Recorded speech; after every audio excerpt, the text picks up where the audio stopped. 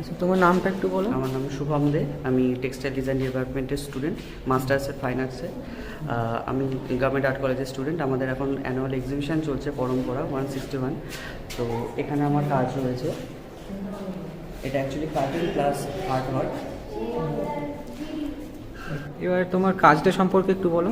আমি সারফেস এমবিশমেন্ট নিয়ে কাজটা করেছি। এটা actually curtain plus art work. এটাকে কার্টেন হিসেবেও আপনি দেখতে পারেন এবং অ্যাজ আর্ট ওয়ার্ক হিসেবেও দেখতে পারেন। এর মধ্যে বিভিন্ন রকম স্টিচেস ইউজ হয়েছে, অ্যাপ্লিক ইউজ হয়েছে, কাউচিং করা হয়েছে, সমস্ত রকম মিলিয়ে আর কি একটা আর্ট ওয়ার্ক রেডি করা হয়েছে। এখানে 3টে লেয়ার আছে, এটা একটা লেয়ার, এটা একটা সেকেন্ড লেয়ার, এটা থার্ড লেয়ার।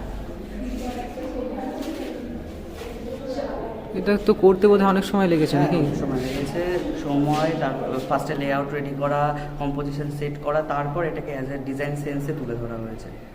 আচ্ছা,